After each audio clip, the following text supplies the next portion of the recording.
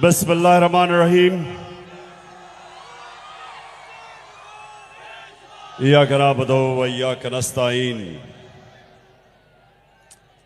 मैं प्रिंसिपल साहब आपका शुक्रिया अदा करता हूं कि आपने मुझे मरे कॉलेज में दावत दी और इस मुल्क के फ्यूचर लीडर्स, मैं सब अपने सामने इस मुल्क के फ्यूचर लीडर्स देख रहा हूं। मौका दिया आपसे बात करने का। अच्छा, मरे कॉलेज आराम से खामोशी से आपने मेरी बात सुनी। अल्लाह जानता है इसके बाद कभी मौका मिलेगा या नहीं। तो मैं चाहता हूं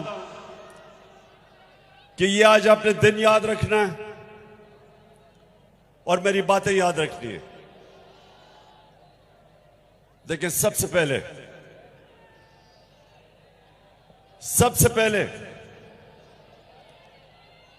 कि इंसानी माशरा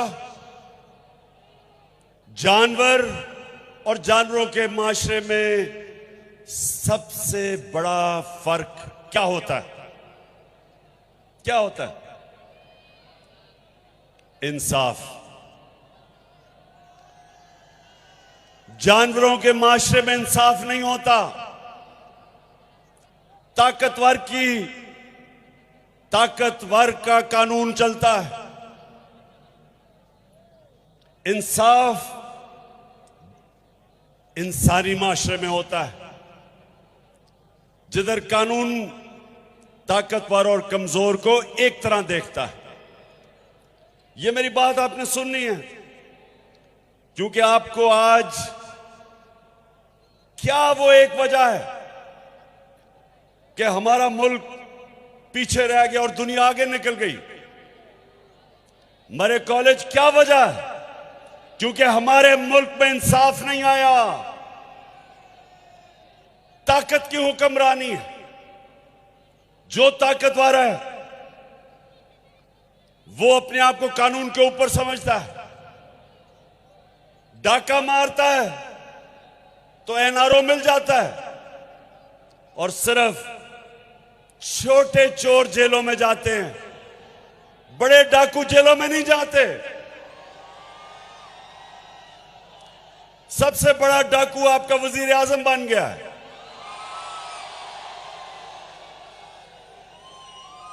तो अल्लाह सुन ले, दुनिया का सबसे अजीम लीडर ना कभी कोई आया है, ना कभी आ सकता है। वो आपके नबी सल्लल्लाहु अलैहि वसल्लम है। किसी इंसान ने इस दुनिया में वो अचीवमेंट नहीं की जो आपके नबी सल्लल्लाहु अलैहि वसल्लम ने की है। कोई इंसान ने इंसान की तारीख में वो अचीवमेंट्स नहीं की। उन्होंने क्या कहा था? उन्होंने कहा था कि जो कौम छोटे चोरों को जेल में डालती है और बड़े डाकुओं को पकड़ नहीं सकती, वो तबाह हो जाती है। तो आज हमारा मुल्क उधर खड़ा हुआ है, और मैं जो आपके पास आया हूं, सबसे पहली मैं आपको चीज कहूंगा कि अपनी पढ़ाई के ऊपर आपकी सबसे ज्यादा तवज्जो होनी चाहिए। कौमें वो ऊपर जाती हैं जो अपने इंसानों के ऊपर तालीम पे पैसा खर्च करती है। और ये जो आपने यूनिवर्सिटी की बात की, इंशाअल्लाह मैं ये चीफ मिनिस्टर से बात करूंगा और आपको अगला स्टेटस बनवाने की कोशिश करूंगा यूनिवर्सिटी का। लेकिन ये आपने याद रखना कि जो जिंदा माशरा होता है, वो जब मुल्क के अंदर जुल्म और नाइंसाफी होती है, जिंदा माशरा इंसाफ के लिए खड़ा होता है। अल्लाह ने मुसलमानों को क्यों कहा जहाद करने का? जहाद क्या है? जहाद जुल्म और नाइंसाफी के सामने खड़ा होना। जानवर जुल्म और नाइंसाफी के सामने नहीं खड़े होते। आपने कभी देखा होगा नेशनल ज्योग्राफिक एनिमल प्लैनेट में कि जो अफ्रीका का सबसे ताकतवर जानवर समझा जाता है वो अफ्रीकन बफलो है, जो अफ्रीका की भैंस है। आप देखते होंगे कि 5, 6, 10 शेर, हजारों भैंसें खड़ी होती हैं। वो पहले उनको डराते हैं। वो जब भागना शुरू करती हैं तो वो एक भैंस को पकड़ लेते हैं 5, 6 शेर, और वो सारे अपनी जान बचा के भाग जाते हैं, क्योंकि वो जानवर हैं। जानवर अपना सोचता है। इंसानी माशरे के अंदर इसलिए अल्लाह ने आपको कहा है कि जुल्म का मुकाबला करो, जुल्म के सामने सर ना झुकाओ। जो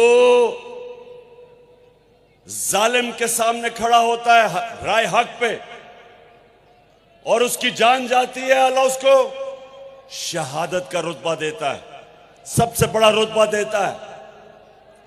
आज अगर अरशद शरीफ इस मुल्क का एक ऐसा सहाफी जो राय हक पे खड़ा था, अपने मुल्क के लिए जद्दोजहद कर रहा था कि चोरों को और डाकुओं को बेनकाब करने का, और जो रजीम चेंज हुई उसके खिलाफ जो जहाद कर रहा था, जो उसका कत्ल किया गया, इसका रुतबा शहीदों में जाता है। ये कौम हमेशा इसको याद रखेगी कि अपनी जान कुर्बान की इसने हक के लिए। इसलिए ये याद रखें कि जिंदा माशरा हमेशा जुल्म और नाइंसाफी के सामने खड़ा होता है। खौफ के बुत की पूजा नहीं करता, खौफ की वजह से जालिम का मुकाबला करने से डरता नहीं है।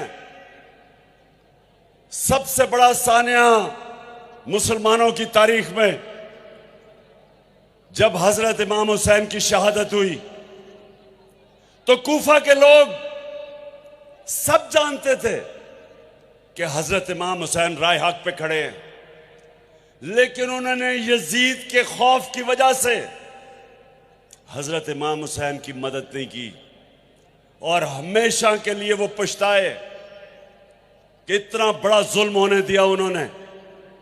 आज भी यही है। मैं जो आपके पास आया हूं सिर्फ एक चीज आपको बताने के लिए कि हमने ये जो चोर ऊपर हमारे अमेरिका ने मुसल्लत किए हुए हैं, मैं जब तक जिंदा हूं इनका चोरों का मुकाबला करूंगा,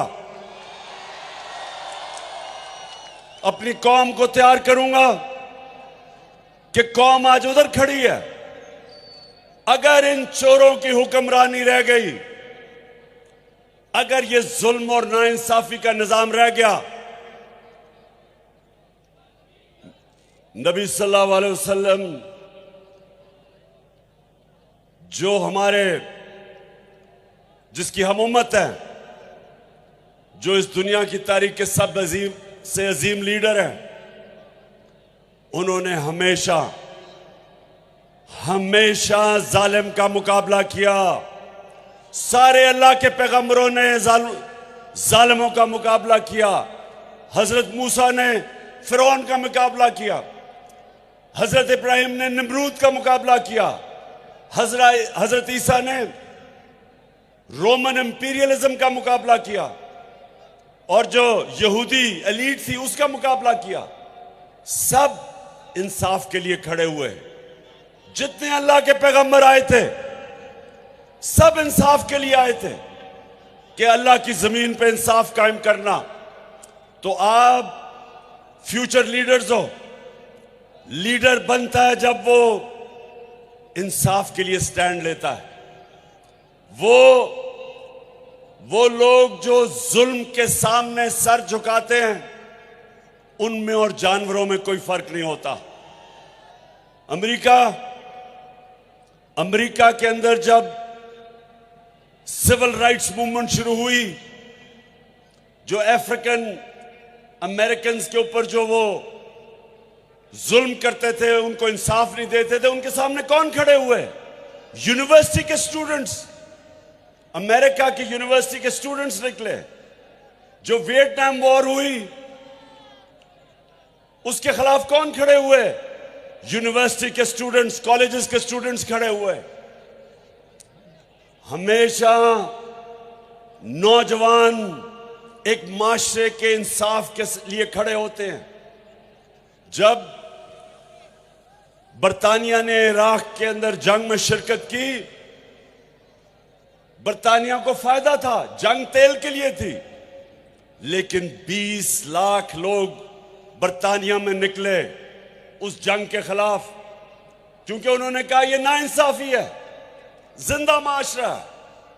आज आप सब पाकिस्तान के जो नौजवान, जिनका फ्यूचर, उनका फ्यूचर आज खतरे में है, ये चोरों को ऊपर बैठा के, आप सब ने इस जुल्म के सामने, इस नाइंसाफी के सामने, इन जुराइम पेशा लोगों के सामने आपने सब अपनी आवाज बुलंद करनी है। और इंशाअल्लाह हम इनका मुकाबला करेंगे, इनको शिकस्त देंगे और कायद-ए-आज़म का पाकिस्तान बनाएंगे। और वो पाकिस्तान जो यहां से इल्लामा इकबाल, जो पिछले 500 साल में मुसलमानों का सबसे बड़ा ज़हन, बड़ा इंटेलेक्चुअल, हम इल्लामा इकबाल का जो ख्वाब था पाकिस्तान का, इंशाअल्लाह हम सब मिलकर वो पूरा करेंगे। बहुत बहुत शुक्रिया।